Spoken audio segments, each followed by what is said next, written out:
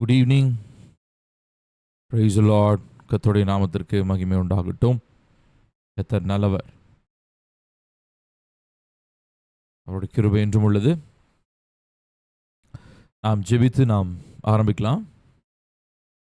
அன்பும் இரக்கமுள்ள எங்கள் நல்ல தகப்பனே, உம்முடைய அன்பின் குமாரனாகிய இயேசு கிறிஸ்துவின் நாமத்திலே உம்முடைய பாதத்திற்கு நாங்கள் வருகிறோம்.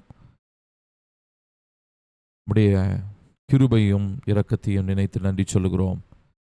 எங்களை நீர் கண்மணியைப் போல காத்து கடந்த நாட்கள் எல்லாம் எங்களை தோளின் மீது சுமந்து தாயைப் போல தேற்றி ஆதரித்து வந்த எல்லா பாதைகளை நினைத்து நன்றி சொல்லுகிறோம்.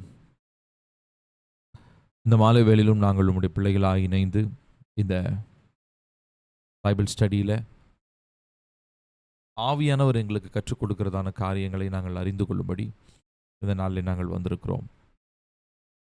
கர்த்தருடைய ஆவியானவர் நீர் எங்களோடு கூட பேசும். ஆவியானவர் நீர் சகல சத்தியத்தையும் எங்களுக்கு போதிக்கிறதான தேவன்.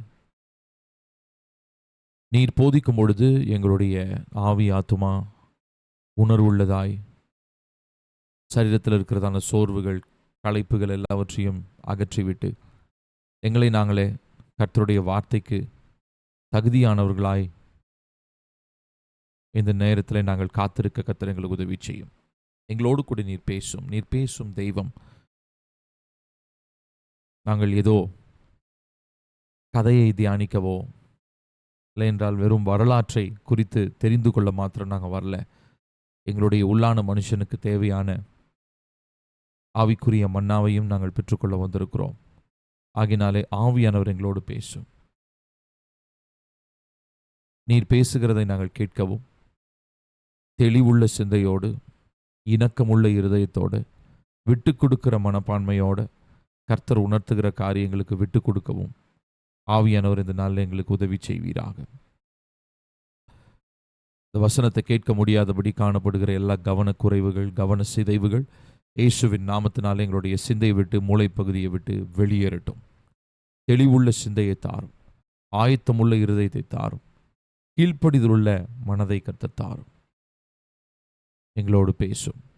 இயேசுவின் நாமத்தில் கேட்கிறோம் எங்கள் ஜீவனுள்ள நல்ல பிதாவே, ஆமென்.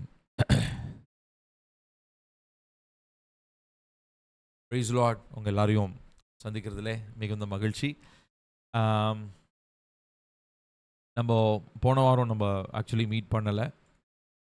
நான் உங்களுக்கு ஏற்கனவே சொன்னது போல் நான் ஒரு வெளியூர் போயிட்டு ஒரு சின்ன ஒர்க் நிமித்தமாக. ஆனாலும் இந்த நாளிலே நாம் தொடர்ந்து வருவதற்கு கர்த்தர் நமக்கு கிருபை தந்திருக்கிறார். ஆடியோ எல்லாருக்கும் தெளிவாக இருக்குங்களா? ஒரு தம்ஸ் அப் தரீங்களா?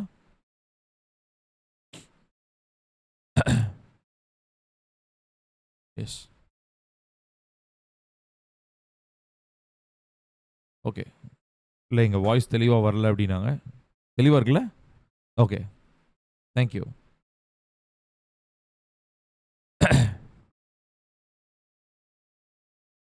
Okay, thank you.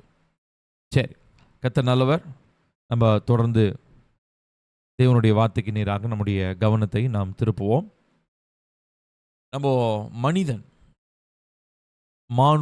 மானுடவியல், ஆந்த்ரோபாலஜி என்கிறதான தலைப்பிலே நாம் பார்த்து கொண்டிருக்கிறோம்.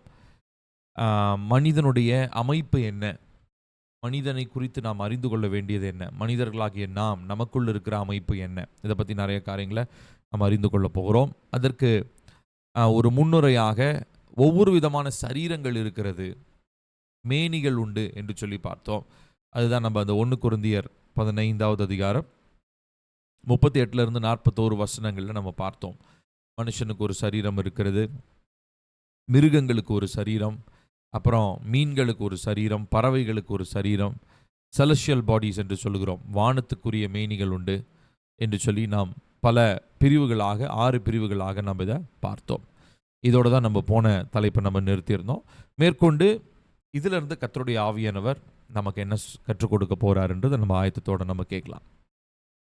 சரி, இப்போ இந்த சரீரம் அப்படின்றது இது தேவனால நமக்கு உருவாக்கப்பட்டது, தேவன் நமக்கு கொடுத்த ஒரு பெரிய பரிசு இல்லைங்களா? Our body is a gift from God. நம்முடைய சரீரம் என்பது கர்த்தர் நமக்கு கொடுத்த ஒரு பெரிய பரிசு. இப்போ இதில் நடக்கிறதான ஒரு பெரிய ஒரு விஷயமே என்ன அப்படின்னா, நான் உங்களுக்கு ஏற்கனவே சொன்ன மாதிரி மனுஷனுக்கு வேற எந்த சிருஷ்டிப்புக்குமே இல்லாத ஒரு விசேஷமான ஒரு ஒரு எபிலிட்டி, ஒரு திறன் ஒன்றை கர்த்தர் கொடுத்திருக்கிறார். என்ன அப்படின்னா, ஒரே நேரத்தில் ஆவி மண்டலத்திலையும் இருக்க முடியும், மாம்ச மண்டலத்திலையும் செயல்பட முடியும். இது வந்து ஒரு ஸ்பெஷல் எபிலிட்டியாக கர்த்தர் மனுஷனுக்கு மாத்திரம்தான் கொடுத்தாரு. ஈவன் தூதர்களுக்கு சம்டைம்ஸ் இருக்குது, பட் அது வந்து தேவனுடைய அங்கீகாரத்தோடு தான் அவங்க என்ன பண்ணுறாங்க, சில நேரங்களில் மாம்ச உருவத்தில் வராங்க, மற்ற நேரங்களில் அவங்க ஆவி மண்டலத்தில் செயல்படுறவங்களா இருக்கிறாங்க. ஆனால் மனுஷன் அப்படி கிடையாது. மனுஷன் சைமில்டேனியஸாக அவங்க நான் சொல்கிறது உங்களுக்கு புரியும்னு நினைக்கிறேன். ஒரே நேரத்தில் 2 இடங்களில் அவனால் செயல்பட முடியும். ஆதியாகமம் 2வது அதிகாரத்தில் நம்ம வாசிக்கிறோம், கர்த்தர் உருவாக்கும் போது தேவனாகிய கர்த்தர் மனுஷனை பூமியின் மண்ணினாலே உருவாக்கி ஜீவ சுவாசத்தை அவன் நாசியிலே ஊதினார், மனுஷன் ஜீவாத்துமாவானான். ஸோ மண்ணினாலே உருவாக்குதல் அப்படின்றது அவன் இந்த மண்ணுக்குரியவன் அப்படின்றத காண்பிக்கிறது. அடுத்ததா ஜீவ சுவாசத்தை அவன் நாசியிலே அவர் வேற எங்கேயோ எடுத்துகிட்டு வந்து ஒரு காற்றை வைக்கல. ஸோ நீங்கள் அதை புரிஞ்சுக்கொள்ளணும். வேற எங்கேயோ இருக்கிறத ஒரு காற்றை கொண்டு வந்து உள்ளே அவர் வைக்கலை, இல்லை ஒரு காற்றை அப்படியே கை அசைச்சி காற்றை கொண்டு வரல. அவர் என்ன பண்ணுறாருன்னா, அவருக்குள்ளே இருந்து தான் அந்த காற்று வருது. அவருக்குள்ளே இருந்து வந்த பிரெத், அந்த காற்றுனால தான் அவர் என்ன பண்ணுறாரு, அவருடைய நாசியிலே ஊதினார். ஸோ அப்போது அவர் யார்? அவர் நித்தியம் உள்ளவர் இல்லைங்களா? ஸோ அவர் நித்தியம் உள்ளவர், அவருக்கு அழிவில்லை, அவர் சதா காலம் நிலைத்திருக்கிற தேவன் நமக்கு தெரியும். அப்போ அவர்கிட்ட இருந்து வர்ற ஒரு சுவாச காற்று எப்படிப்பட்ட எபிலிட்டி தான் இருக்கணும்? கண்டிப்பாக அவர் எப்படி நித்தியம் உள்ளவராக இருக்கிறாரோ அதே போல் அவருடைய பிரெத்தும் எப்படி தான் இருக்கும், அவருடைய சுவாச காற்று எப்படி தான் இருக்கும், அவரை மாதிரியே எபிலிட்டிஸ், அவரை மாதிரியே திறன் உள்ளதாக தான் இருக்கணும் இல்லைங்களா? ஸோ இப்போ இதே தான், இப்போ இதுதான் ரெண்டுமே ஒரு கலவையாக மனுஷனுடைய சரீரத்தில் மிக்ஸ் ஆகுது. என்னதுங்க? சரீரம், மண்ணினாலே உருவான சரீரம், இன்னொரு பக்கம் உருவாக்கப்பட முடியாத சிருஷ்டிகருடைய எல்ஷடாய் தேவனுடைய சுவாச காற்று. இப்போ மெட்டீரியல் அண்ட் இம்மெட்டீரியல் அப்படின்னு 2 பார்ட்டு நம்ம சொல்கிறோம். மெட்டீரியல்னா என்ன அர்த்தம் அப்படின்னு சொல்லி சொன்னால் மண்ணினால உருவானது. இம்மெட்டீரியல்னு சொல்லி சொன்னோன்னா உருவாக்கப்படாதது, அதாவது காணப்படுகிற மண்ணோ இல்லை மினரல்ஸோ கெமிக்கல்ஸோ இந்த மாதிரி ஒரு மூல பொருட்கள் இல்லாமல் வருகிறது தான் இம்மெட்டீரியல்னு சொல்கிறோம். மெட்டீரியல் இல்லாமல், மூலப்பொருட்கள் இல்லாமல் உருவாக்கப்படுதல், அது என்னது? தேவனுடைய சுவாச காற்று. அதுக்கு எந்த மூலக்கூறும் தேவையில்லை. அது வந்து அவரிடத்திலிருந்து வந்தது, அவருடைய சுபாவத்திலிருந்து வந்தது. ஸோ அவர்கிட்ட இருந்து வந்த அந்த காற்று இப்போது மனுஷனுடைய சரீரத்துக்குள்ளே போன உடனே he became a living soul, அவன் ஜீவ ஆத்துமாவானான் அப்படின்னு சொல்லி நம்ம வாசிக்கிறோம். சரி, இப்போ நீங்கள் நல்லா ஒரு விஷயத்தை புரிஞ்சுக்கணும். என்ன அப்படின்னு சொல்லி சொன்னால், இந்த இந்த இந்த சிருஷ்டிப்பில் நடந்த முக்கியமான ஒரு விஷயம் என்ன அப்படின்னா, man was created to be in unison with God. மனிதன் தேவனோடு கூட இருக்கும்படியாக தான் சிருஷ்டிக்கப்பட்டான். அதனால தான் அவனை கர்த்தர் என்ன பண்ணுறாரு அப்படின்னு சொல்லி சொன்னால், அவனை ஏதேன் தோட்டத்தில் வச்சு அந்த ஏதேன் தோட்டத்தில் அவனுக்கு பொறுப்புகளை கொடுத்து அங்கே இருக்கிற நிறைய லிபர்ட்டி, நிறைய ஃப்ரீடம் அவனுக்கு கொடுக்குறாரு, சுதந்திரத்தை கொடுக்குறாரு, பொறுப்புகளை கொடுக்குறாரு. அடுத்ததாக ரொம்ப முக்கியமாக ஒவ்வொரு நாளும் ஆதாமோடும் ஏவாளோடும் என்ன பண்ணுறாரு, அவர் உலாவுகிறார். He strolls with them. ஸ்ட்ரோல்னா அப்படியே மார்னிங் டைமில் அப்படியே ஃப்ரீயாக அப்படியே வாக்கிங் போகிற மாதிரி. அவர் நடந்து வந்தாரா, கை கால் வச்சுருந்தாரா, புகை மாதிரி வந்துச்சா, அந்த டிஸ்கஷன்லாம் நம்ம போக வேணாம். ஆனால் நம்ம ஒன்று புரிஞ்சுக்கிறோம், இந்த பாடி, அதாவது மெட்டீரியல் அண்ட் இம்மெட்டீரியல், காணப்படாதது காணக்கூடியது அப்படின்ற இந்த 2 நாளும் உருவாக்கப்பட்ட இந்த மனுஷனுடைய இந்த சரீரம் தேவனுடைய அந்த ஐக்கியம், சர்வ வல்லமை உள்ள தேவன் இருக்கார் இல்லையா, அவருடைய ஐக்கியத்தை உணரக்கூடிய அளவுக்காக தான், அப்படிப்பட்ட விதத்தில் தான் அவர் உருவாக்குனார். So it is possible. அது சாத்தியமான ஒரு காரியம்தான். என்னது? தேவனோடு உலாவுகிற ஒரு அனுபவம், தேவனோடு உறவு கொள்ளுகிற அனுபவம் வந்து இது அவுட் ஆஃப் பாடி எக்ஸ்பீரியன்ஸ் கிடையாது. நம்ம பாடியை விட்டு வெளியில் போய் நடக்கிற ஒரு சம்பவம் கிடையாது. நம்ம சரீரத்தில் இருந்தவாறே தேவனோடு நம்மளால் என்ன பண்ண முடியும்? நடக்க முடியும். தேவனை உணர முடியும். தேவனுடைய சத்தத்தை கேட்க முடியும். நிறைய பேர் வந்து பாடி வேற, ஸ்பிரிச்சுவல் எக்ஸ்பீரியன்ஸ் வேறன்னு தனித்தனியா பிரிச்சு பார்ப்பாங்க. அது வந்து டோட்டலா கர்த்தருடைய வார்த்தைக்கு முரண்பாடான ஒரு காரியம். நம்போ இந்த பாடியில இருந்தவாறே, இந்த சரீரத்தில இருந்தவாறே, நம்முடைய உயிர் இந்த சரீரத்துக்குள்ள இருந்தவாறே, தேவனுடைய காரியங்களை, தேவனுக்குரிய அனுபவங்களை, ஆவிக்குரிய அனுபவங்களை ஒரு மனிதனால பெற்றுக்கொள்ள முடியும். இதை தெளிவா நீங்க புரிஞ்சுக்கணும். இப்ப நம்ம இங்க பார்க்கிறோம், மனிதன் இவ்வாறாக தான் உருவாக்கப்பட்டான். அவன் 2 நிலைகளிலுமே ஒரே நேரத்தில செயல்படக்கூடியதான ஒரு திறன், ஒரு எபிலிட்டி அவனிடத்திலே இருக்கிறத நம்ம பார்க்கிறோம். இப்ப இத வந்து சங்கீதக்காரர் ரொம்ப அதிசயமா, ஆச்சரியமான ஒரு விதமா இந்த வசனத்த எக்ஸ்பிளைன் பண்றாரு. சங்கீதம் 139:14 வாசிக்கலாமா? நான் பிரமிக்கத்தக்க அதிசயமாய் உண்டாக்கப்பட்டபடியால் உம்மை துதிப்பேன். உமது கிரியைகள் அதிசயமானவைகள். அது என் ஆத்துமாவுக்கு நன்றாய் தெரியும். இங்க பாருங்க, நான் ரெட்ல போட்டிருக்கிறேன். பிரமிக்கத்தக்க அதிசயமாய் உண்டாக்கப்பட்டபடியால். ரொம்ப ஆச்சரியமா, அதாவது பிரமிக்கத்தக்கன்னா பிரெத் டேக்கிங்னு சொல்லுவாங்க பார்த்தீங்களா? பா வேற லெவல் பா, அதாவது வாய்ப்பே இல்லை அப்படின்லாம் நம்ம பல எக்ஸ்பிரஷன் இப்போ சொல்கிறோம் இல்லைங்களா? அந்த மாதிரி இது எக்ஸாக்டான ஒரு ஆங்கில வார்த்தை என்னன்னா பிரெத் டேக்கிங். அப்படியே பார்த்தோன்னே மூச்சு நிற்கிற அளவுக்கு அப்படிப்பட்ட ஒரு ஆச்சரியம். பிரமிக்கத்தக்க அதிசயமாய் உண்டாக்கப்பட்டபடியால். இப்போ இந்த பிரமிக்கத்தக்க அதிசயம் அப்படின்றத தாவீது எதனால சொல்றாரு அப்படின்னா, அவரு எப்படிப்பட்ட ஒரு அனுபவம், அவரு தாவீதை பத்தி நமக்கு சொல்லும்போது, தாவீது வந்து ஒரு ஆடு மேய்க்கிறவரா இருந்தாரு. தாவீதுக்கு ஒரு பெரிய பேக்ரவுண்ட் இருக்கு. அதை வந்து நான் வேற ஒரு டீச்சிங்ல உங்களோடு நான் தாவீதை பத்தி நான் சொல்ல போறேன். சரிங்களா? அந்த ஜெனரேஷனல் பேட்டர்ன்ஸ், பிரேக்கிங் ஜெனரேஷனல் கர்ஸ், பரம்பரை சாபங்கள், பரம்பரையாய் வருகிறதான தாக்கங்கள், அதை உடைப்பது எப்படி என்கிறதான ஒரு டீச்சிங் நான் ஆயத்தம் பண்ணிட்டு இருக்கேன். அது ஆண்டவருக்கு சித்தமானால் வருகிற நாட்களில் நிச்சயமாக அதை நம்ம செய்வோம். அந்த டீச்சிங்கில் இதுக்காக நான் படிச்சுட்டு இருந்தேன். அந்த டீச்சிங்காக நான் படித்து கொண்டிருக்கும் பொழுது, அப்போ தாவீதை பற்றியதான ஒரு ஒரு ஒரு ஒரு வரலாற்று பின்னணியை நான் ரொம்ப ஆழமாக படிக்க நேரிட்டது. ஸோ அதை நான் அந்த டைமில் அந்த டீச்சிங்கில் நான் உங்களுக்கு ஷேர் பண்ணுறேன். இப்போது இதில் நீங்கள் கவனித்து பார்த்தீங்கன்னா, பிரமிக்கத்தக்க அதிசயமாய் அப்படின்னா, தாவீது வந்து ஆடு மேய்க்கிறவராக இருந்திருக்கிறனால நம்ம ஒரு ஒரு புரிதலுக்குள்ளே வரணும். கண்டிப்பாக ஒரு ஸ்கூலுக்கு போயோ, இல்லை வந்து இங்கே வேதபாரகர்கள், அங்கே ஆசாரியர்கள் மாதிரி வந்து தேவாலயத்தில் உட்காந்து எழுத படிக்க தெரிந்த மனிதராய் இருந்திருக்க முடியாது. சரிங்களா?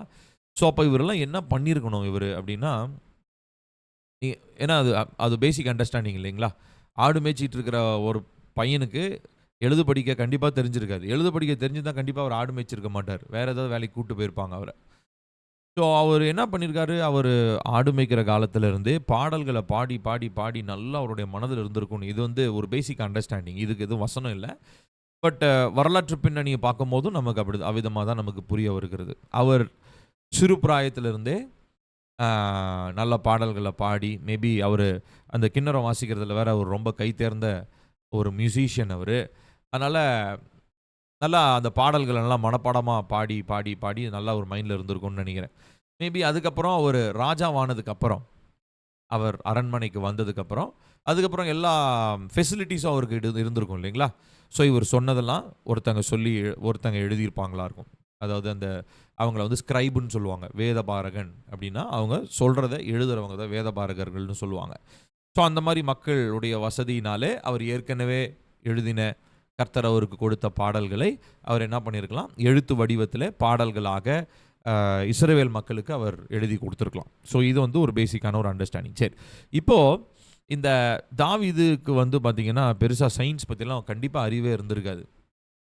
ஆனால் அவர் விஷயத்தை நல்லா புரிஞ்சுக்கிட்டார். என்ன அப்படின்னா, இது வந்து நான் நிறைய நேரம் யோசித்து பார்த்துருக்குறேன். கொஞ்சம் அப்படியே இமேஜின் பண்ணுங்கள். தாவீது வந்து ஒரு மரத்தடியில் உட்காந்துருக்காரு. சுற்றி முற்றி ஆட்களே கிடையாது. வெறும் ஆடு. கண்ணுக்கு தெரிகிற பக்கம்லாம் பச்சை பசேன்னு புல், ஆடுகள் மேய்ந்து கொண்டு இருக்கிறது. அப்போது ஒரு வாலிப பையனா மரத்தடியில் உட்காந்துக்கிட்டு கையில் கிண்ணறத்தை வச்சுக்கிட்டு வானத்தை பார்த்து அவர் என்ன பண்ணுறாருனா பாட்டு பாடுறாரு, இல்லை பேசியிருப்பார், தேவனிடத்தில் பேசியிருப்பார். ஆனா நான் ஒரு விஷயத்த நான் ஒண்ணு தெளிவா நான் புரிஞ்சுக்கிட்டேன். என்ன அப்டின்னா, தாவீது பேசும்போது கண்டிப்பா தேவனும் பதில் குடுத்திருக்கிறாரு. தாவீது நெறைய நேரங்கள்ல பாடல்கள் வழியா இந்த காரியங்கள்லாம் தேவனிடத்துல கேட்கிறார் இல்லையா? நெறைய காரியங்கள்ல அவர் கேள்வி கேட்கிற மாரி இருக்குது. தேவன புகழ்ற மாரி இருக்குது. So it was not just one way communication. வெறுமனே இவர் மட்டும் ஏதோ இருக்கிறாருன்ற ஒரு நம்பிக்கையில இங்கிருந்து அவர் பேசிக்கிட்டே இல்ல. நெறைய நேரங்கள்ல தேவனும் பதில் குடுத்திருக்கிறார். அப்போ தேவன் பதில் கொடுக்கும் பொழுது, தாவீதுக்கு கண்டிப்பா ஒரு அண்டர்ஸ்டாண்டிங் வந்திருக்கும். என்ன அப்டின்னா, அப்போ இந்த ஹியூமன் ஃபார்ம், இந்த மனிதனுடைய உருவம், அதாவது இந்த சரீரம் அப்டின்னு நம்ம ஆவி, ஆத்துமா, சரீரம்னு சொல்றோம் இல்லைங்களா? இந்த ஆவி, ஆத்துமா, சரீரம் அப்டின்றது இது வந்து ஒரு காம்ப்ளிகேட்டடான ஒரு விஷயம். இத சாதாரணமா நம்ப புரிந்து கொள்ள முடியாது. இது ரொம்ப ஆ அதாவது மனுஷனுடைய மூளைக்கு எட்டாத விஷயம். ஏன்னா, நான் வந்து அழிந்து போகக்கூடிய ஒரு மனுஷன். மரத்தடியில உட்கார்ந்து நான் கின்னர வாசிச்சுக்கிட்டு இருக்கேன். ஆனா, அவர் அழிவில்லாதவர். நித்திய காலமாய் வீற்றிருக்கிறதான ராஜாதி ராஜா. அவர பத்தி சொல்லும்போது அவர் அநாதி கதவுகளே உயருங்கள், அ வாசல்களே தலைகளை உயர்த்துங்கள், அநாதி கதவுகளே மகிமையின் ராஜா உட்பிரவேசிப்பார். இந்த மாரிலாம் அந்த சங்கீதங்கள்லாம் படிச்சு பார்த்தீங்கன்னா, காடுடைய சொவரெனிட்டி, அதாவது அவருடைய அதாவது அவரு பயங்கர சர்வ வல்லவர் அப்படின்றத புரிந்து தான் அதெல்லாம் அவர் எழுதுறார். அப்போ அது எழுதும்போது அவருக்கும் தாவீதுக்கும் தேவனுக்கும் இருந்ததான அந்த தொடர்பு எப்படி எஸ்டாப்ளிஷ் ஆயிருக்கும்? எப்படி நடந்திருக்கும்? அப்படின்றத நான் நெறைய நேரங்கள்ல யோசிச்சு பார்ப்பேன். இது ரொம்ப ஆச்சரியமானது. இப்ப இத அவரால கிரகிக்க முடியல. அதாவது இத வந்து அதாவது சயன்டிஃபிக் டெர்ம்ஸ்லாம் அப்பலாம் கிடையாது. சயன்டிஃபிக்கா சயின்ஸும் ஒண்ணும் தாவீதுக்கு தெரியாது. ஆனா அவருக்கு ஒண்ணு நல்லா புரிஞ்சு போச்சு. அற்பமான மனுஷனாகிய நானு, ஆ இப்படி வானத்த பார்த்து நான் பேசும்போது, அவரு என்னைய நெனச்சு எனக்கு பதில் தராரே. அவரு இன்னொரு இடத்துல கூட சங்கீதத்தில வாசிக்கிறோம். மனுஷனை நீ நினைக்கிறதுக்கும், அவனை விசாரிக்கிறதற்கும் அவன் எம்மாத்திரம். ஏன்னா is made out of the material thing. அழிந்து போகக்கூடிய பொருட்களினாலே, அதாவது மண்ணினாலே உருவாக்கப்பட்டவன். ஆனா என்னை நீங்க நெனச்சு பார்க்கிறீங்களே. ஸோ இதெல்லாம் அவரு நெனச்சு அவர் மைண்டுக்குள்ள போயிருக்கிறனால தான் இந்த வார்த்தைய அவர் சொல்லியிருக்கணும். பிரமிக்கத்தக்க அதிசயமாய் உண்டாக்கப்பட்டபடியால். ஸோ நான் ஏன் இந்த வார்த்தைய நான் அதிகமா முக்கியத்துவப்படுத்துறேன் அப்டின்னா, வி அஸ் ஹியூமன்ஸ், மனிதர்களாய் நாம் தேவனுடைய சாயலாய் படைக்கப்பட்டோம் என்கிற ஒரு பெரிய ஒரு மேன்மைய மாத்திரம் நம்ம சுமக்கல.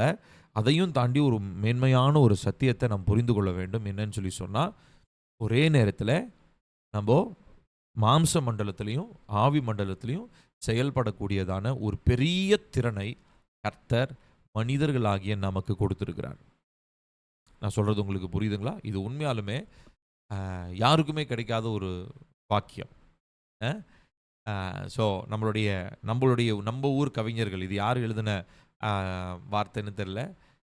"அரிது மானிடனாய் பிறத்தல் அரிது." இது யார் எழுதுனாங்கன்னு தெரியல. நான் பாட்டுக்கு தப்பா சொல்லி அப்புறம் சண்டைக்கு வரக்கூடாது யாரும். ஸோ அதனால யாரோ ஒரு அறிஞர் ஒருவர் சொல்லியிருக்கிறார். "அரிது மானிடனாய் பிறத்தல் அரிது" அப்படின்னு சொல்லி. ஸோ உண்மையாலுமே அது அவங்க என்ன சென்ஸ்ல சொன்னாங்களோ தெரியல. பட் உண்மையாலுமே மெட்டீரியல் அண்ட் இம்மெட்டீரியல், அதாவது அழிவுள்ளது, அழிவில்லாதது ஆகிய இரண்டும் ஒரே நேரத்தில் செயல்படக்கூடிய அந்த மனிதனுடைய சரீரம் என்பது ஆச்சரியமானது. சரி, இப்ப அடுத்ததா பார்க்கலாம். இந்த பிசிக்கல் பாடிய பத்தி பார்க்கும்போது, இப்ப பாடினா இப்போ உச்சந்திலிருந்து உள்ளங்கால் வரைக்கும் இருக்கக்கூடிய இந்த சரீரம். மேல இருக்கிற என்னுடைய முடியிலிருந்து கீழ இருக்கிற என்னுடைய விரல்களில் இருக்கிற நெகங்கள் வரைக்கும். இது எல்லாமே மாத்திரம் தான் பாடி அப்படின்னா கிடையாது. பாடி அப்படின்றது வந்து இது வந்து லிட்டரலா வந்து பார்த்தீங்கன்னா, ஒரு டெம்பரரி ஒரு ஒரு தற்காலிகமாக இருக்கக்கூடிய ஒரு இடம் தான் பாடி. ஸோ மேன்ஸ் லைஃப், அதாவது மனிதனுடைய உயிர், ஜீவன் என்பது தற்காலிகமாக இருக்கும்படியாக தான் சரீரத்திற்குள்ளாக இருக்கிறது. நான் சொல்றது உங்களுக்கு புரியுதுங்களா? ஏன் தற்காலிகமா ஆச்சு? அதுக்கு முன்னாடி தற்காலிகமா தேவன் உருவாக்குனாரான்னா கிடையாது. தற்காலிகமா உயிரு சரீரத்துக்குள்ள இருக்கும்படியாக கர்த்தர் சரீரத்த உருவாக்கல. சரீரத்த அவர் உருவாக்கும்போதே, மனுஷனுக்கு அழிவில்லாத ஒரு நித்திய வாழ்க்கைய குடுக்கறதுக்காக தான் கர்த்தர் அவன உருவாக்குனார். இப்போ அந்த தன்மைய அவன் எதனால இழந்து போனான்? பாவம் செஞ்சதுனால மரணம் என்பது உள்ள வந்துருச்சு. சரிங்களா? அத பத்தி நம்ம லேட்டர் ஆன் இதே டாபிக்ல நம்ம பார்க்க போறோம். ஸோ பாடி வந்து ஒரு ஒரு ஒரு டெம்பரரி பிளேஸ் தான். சரிங்களா? அ இந்த பாடி கண்டிப்பா அழிய தான் போது. பட் நமக்குள்ள இருக்கிறதான லைஃப், அப்படின்றதுக்கு அழிவு கிடையாது. நமக்குள்ளே இருக்கிறதான ஜீவனுக்கு என்ன இல்லைங்க, அழிவு இல்லை. ஸோ அதை பற்றி நம்ம பார்க்கும்போது it is a body of death, மரண சரீரம் அப்படின்றோம். ஸோ தேவன் உருவாக்கும் போதே இவன் செத்துறணும், 100 வயசு கழிச்சு செத்துறணும், 80 வயசில் செத்துறணும்.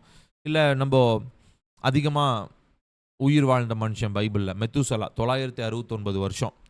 அந்த மனுஷன் வந்து அதுதான் இருக்கலே ஹையஸ்ட் வேல்யூ. 970 ஒருத்தனும் வரக்கூடாதுன்னு சொல்லி காட் வந்து எதுவுமே ஸ்பெசிஃபிக்காக இயர், மந்த்தோ, டேட்ஸோ அந்த மாதிரிலாம் எதுவும் ஸ்பெசிஃபிக்காக கொடுக்கவே இல்லை.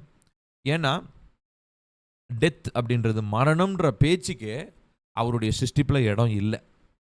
அதனால தான் இந்த விழுந்து போன சிருஷ்டிப்பை நம்ம ரெவலேஷனில் ரெஸ்டோர் பண்ணும்போது, வெளிப்படுத்தின விசேஷத்தில் எல்லாத்தையும் மறுசீரமைச்சு புதிய வானம் புதிய பூமி வரும்போது நீங்கள் அங்கே கவனித்து பார்த்தீங்கன்னா அங்கே மரணம் இல்லை அப்படின்ற ஒரு வார்த்தை இருக்கும். So there is no death. ஏன்னா டெத்துன்றது வந்து பாவத்தினால் உண்டானது, பாவத்தினுடைய விளைவினால் உண்டானது. அந்த மரணம் வந்து பார்த்திங்கன்னா அது வந்து உண்மையாலுமே ஒரு அது அதை வந்து நம்ம என்ன சொல்கிறது, யாருமே விரும்ப மாட்டோம் சரிங்களா.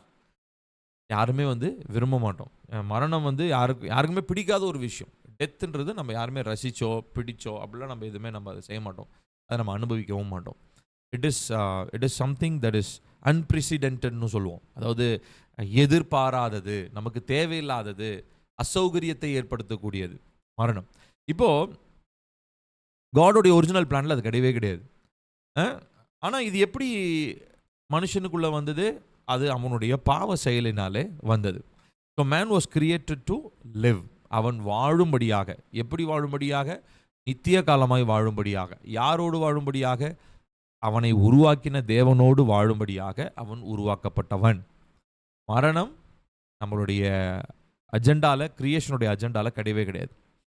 சரிங்களா? இப்போ அடுத்து பார்ப்போம். ஆனால் எதனால மரணம் வந்துச்சு பாருங்க. ஆதியாகமம் 2வது அதிகாரம் 17 வசனத்தில் வாசிக்கிறோம். ஆனாலும் நன்மை தீமை அறியத்தக்க விருட்சத்தின் கனியை புசிக்க வேண்டாம், அதை நீ புசிக்கும் நாளில் சாகவே சாவாய் என்று கட்டளையிட்டார். இப்போ நல்லா கவனிக்கணும். ஏதேன் தோட்டத்தில் 2 மரம் இருந்தது, விருட்சம். சின்ன வயசில் எனக்கு விருட்சம்னா பழம்னே நினச்சிக்கிட்டேன். விருட்சம்ன்றது மரம்ன்றது ரொம்ப நாள் கழிச்சு தான் எனக்கு புரிய வந்தது. ஸோ நம்ம சான்ஸ்கிரிட் தமிழ்லாம் கொஞ்சம் இந்த மாதிரி தான் குழப்பமாக இருக்கும். ஸோ அதனால் நிறைய நேரம் வந்து நான் அதனால தான் ப்ரிஃபரபிளி நான் இங்கிலீஷ் பைபிள் தான் வாசிப்பேன். நான் நிறைய நேரம் என் ஃப்ரெண்ட்ஸ்லாம் நிறைய பேர் கேட்பாங்க, நீ என்னடா பெரிய இங்கிலீஷா நீயே, நீங்கள் வெள்ளைக்காரனாட்ட இங்கிலீஷ் பைபிள் படிக்கிறேன்னா நீ நிறைய நேரம் கிண்டல் அடிப்பாங்க. பேசிக்கலி எனக்கு தமிழில் ஒரு சில வார்த்தைகளுக்கு அர்த்தம் தெரியாது. அப்படியே அர்த்தம் தெரிஞ்சிருந்தாலும் தப்பு தப்பான புரிஞ்சு வச்சுருந்துருப்பேன். ஏன்னா எனக்கு தெரிஞ்சு டீனேஜ் வரைக்குமே, காலேஜ் டேஸ் வரைக்குமே விருட்சம்னா பழம்னு நினச்சிட்டு இருந்தேன். விருட்சம்னா மரம்ன்றது அப்புறம் தான் எனக்கு புரியும் வந்தது. சரிங்களா? ஸோ ஓகே இருக்கட்டும். இப்போது நன்மை தீமை அறியத்தக்க விருட்சத்தின் கனியை புசிக்க வேண்டாம், அதை நீ புசிக்கும் நாளிலே சாகவே சாவாய் என்று கட்டளையிட்டார். சரி, இப்போது காட் வந்து ரொம்ப பிளெயினாக ஒரு ஸ்டேட்மெண்ட் சொல்லிட்டார். அதாவது நீ இதை சாப்பிட்டினா டெத். ஸோ இப்போ டெத்துன்றது வந்து, மரணம்ன்றது வந்து ஆதாமுக்கோ ஏவாளுக்கோ அனுபவிக்காத ஒன்று. அதாவது அவங்க டெத்துனா என்னன்னே தெரியாது அவங்களுக்கு. டெத்துன்னு ஒன்று ஒரு வார்த்தை தான் கேட்குறாங்க. அதாவது இதுவும் ஆதாம் தான் கேட்குறாரு.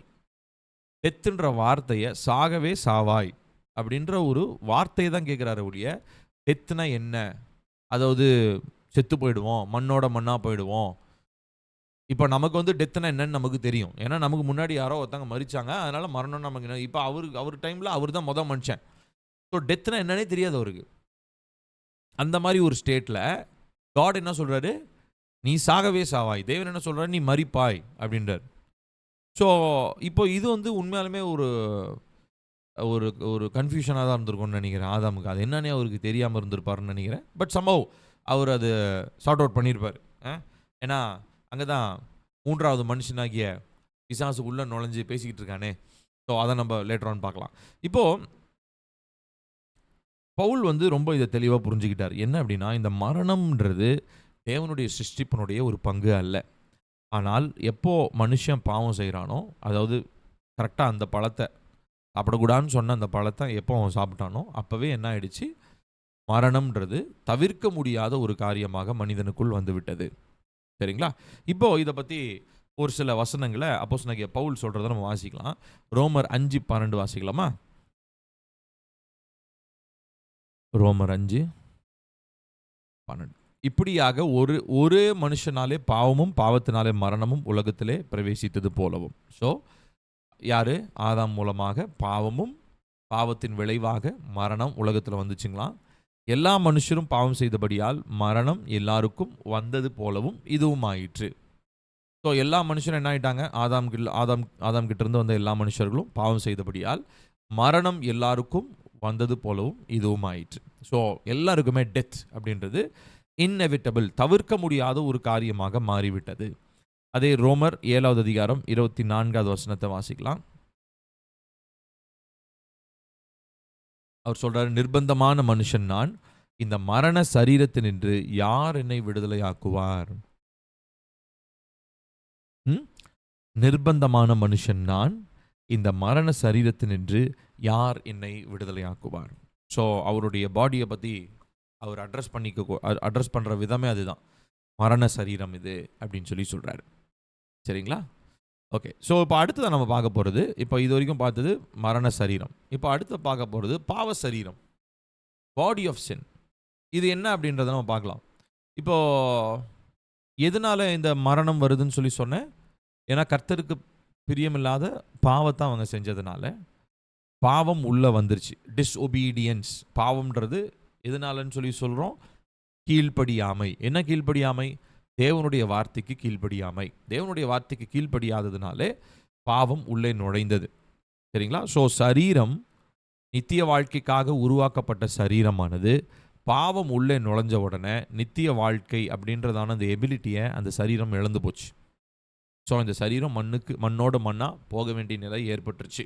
அதுதான் நம்ம ரோமர் 5வது அதிகாரம் 19வது வசனத்தில் நம்ம வாசிக்கிறோம். ரோமர் 5:19. அன்றியும் ஒரே மனுஷருடைய கீழ்ப்படியாமையினாலே அநேகர் பாவிகளாக்கப்பட்டது போல ஒருவருடைய கீழ்ப்படிதலினாலே அநேகர் நீதிமான்களாக்கப்படுவார்கள். ஸோ இங்கே first Adam and last Adam பற்றி பார்க்குறோம். முதல் ஆதாம் யார்? விழுந்து போன ஆதாம். அவன் மூலமாக என்ன வந்துச்சுங்களா? கீழ்ப்படியாமை வந்துச்சு, பாவி ஆனாங்க எல்லாரும். அதே மாதிரி ஒருவருடைய கீழ்ப்படிதல். இந்த ஒருவர்ன்றது யார்? இயேசு கிறிஸ்துவை குறிக்கிறது. அவர் என்ன பண்ணார்? பிதாவுக்கு முற்றுமுடிய கீழ்ப்படிந்தார், அநேகர் நீதிமான்களாக. அப்போ அவர் மீது நாம் வைக்கிற விசுவாசத்தினாலே நாம் என்ன பண்ணப்படுறோம்? நீதிமான்களாக்கப்படுகிறோம். ஸோ அதனாலே நாம் நித்திய வாழ்க்கைக்கு தகுதியுள்ளவர்களாக மாறுகிறோம். ஸோ அப்போ பாவம் இல்லாமல் பிறந்த ஒரு மனுஷன்னா யாருங்க?